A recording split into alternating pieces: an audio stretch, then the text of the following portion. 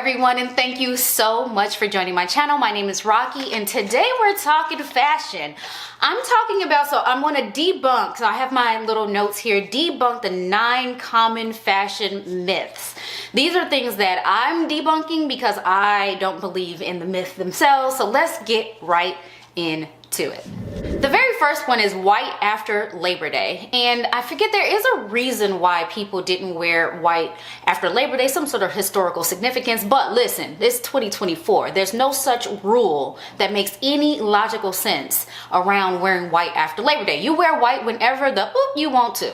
And for me, I think maybe one concern around wearing white after Labor Day is that there's less sunshine, you get a little pale, you get a little ashy, and white doesn't pop as nicely as it should. You kind of feel washed out. Listen, just for me, I'm highly melanated, as you can see, so I can wear white year round. I have a natural tan going, but for you, if you tan, or if you wear, you know, makeup that makes you look tan, or tanner creams and all of that stuff, you should be okay. You wouldn't look washed out. But even if you did look washed out, I still don't think it matters. It should only matter to you. If you love it, we like it. All right, let's move on. Underwear as outerwear. Now, I know the first thing that comes to mind for some of you is the like literal underwear, the panties as pants, the panties with the tights underneath, but that's not the only thing I'm talking about.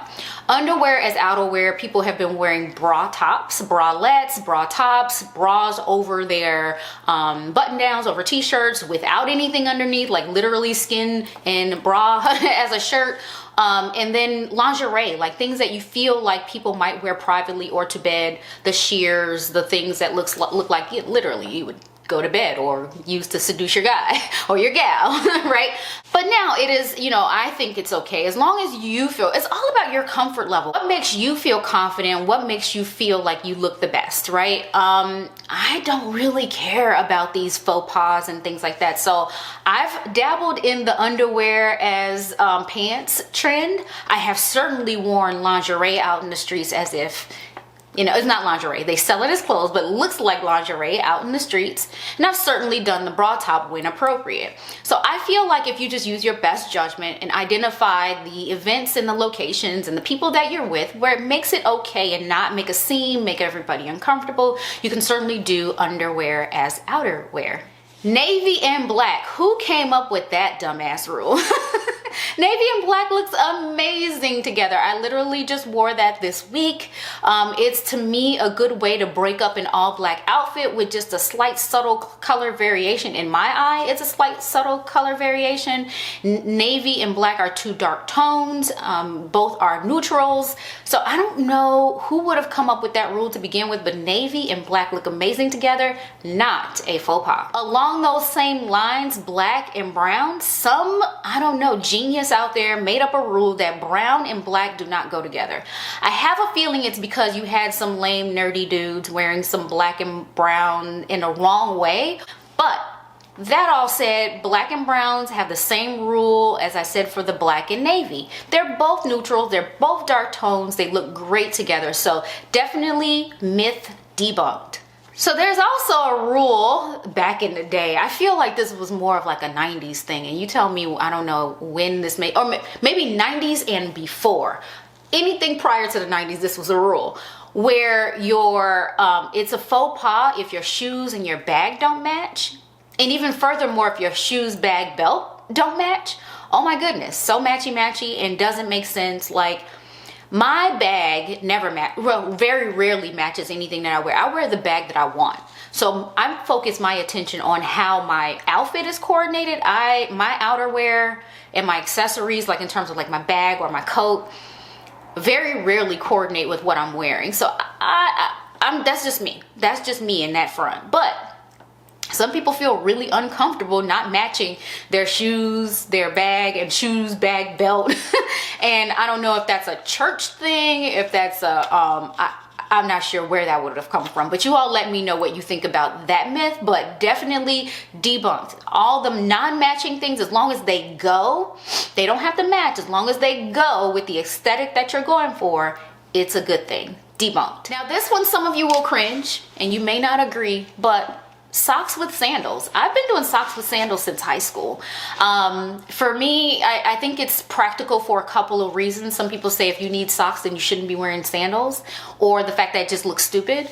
I don't think it looks stupid, and sometimes you just, for me, it feels like a safety blanket. Sometimes I just don't want my toes exposed.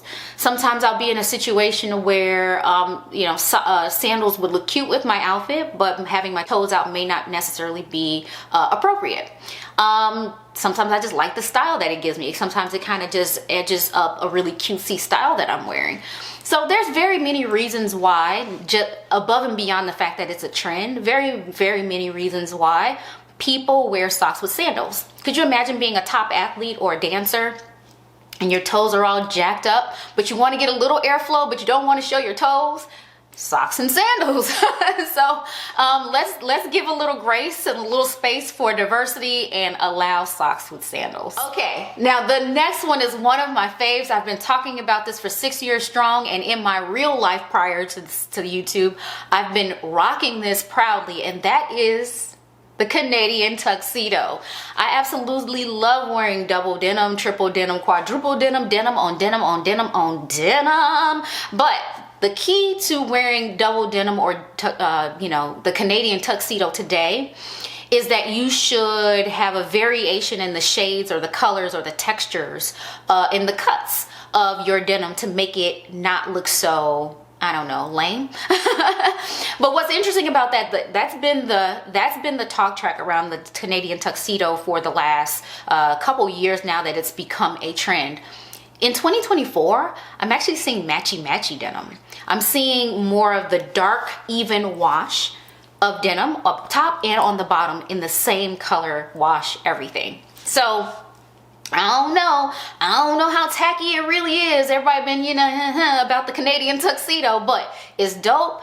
I feel good in it. I think you'd feel good in it. Feel comfortable. It's streetwear. It's urban, and it doesn't even have to be those types of pieces. It could be a denim dress with a denim jacket. It's denim on denim, and it's considered a variation of the tuxedo. Rock your denim the way you want to rock your denim. Forget the myth. There's another one.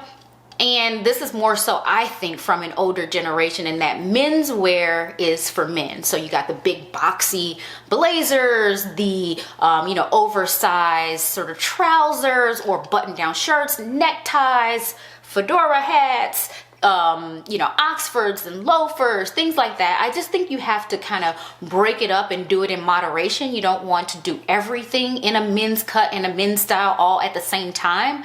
But as long as you kind of bring in feminine elements, be able to accentuate some of your feminine characteristics, even if it's just pushing up your sleeves so you can show your dainty wrists, or if you're unbuttoning the button-down shirt to show your clavicle, or if one piece is fitted up top and loose at the bottom and vice versa. If you're doing just something to show off, or if you do top to toe, men's inspired, throw in a pair of pumps, throw in some heels.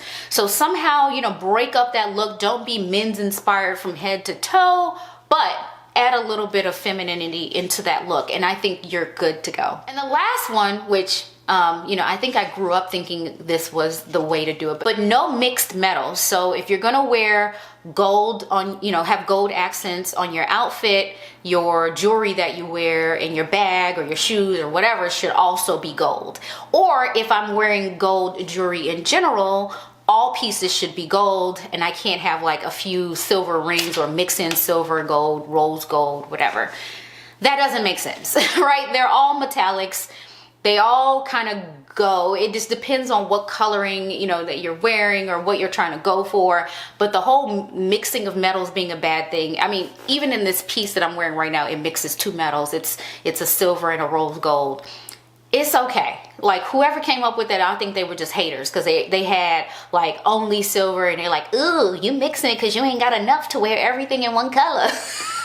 I'm making it up. I have no idea where this came from, but in my mind, mixing metals is beautiful. It serves a purpose depending on like what you're going for with your outfit. So that is definitely another dumbass myth. Get rid of it. So those were the 9 common fashion myths that I wanted to debunk today. Let me know if I'm wrong about any, or if you feel like I'm wrong about any of those. If there are more that I missed, let me know in the comments down below. Maybe I'll do a follow-up, the common fashion myths that I didn't debunk and why I didn't do that. So go ahead and comment down below. Subscribe if you haven't already. Give me a thumbs up. Share with your friends. Bye.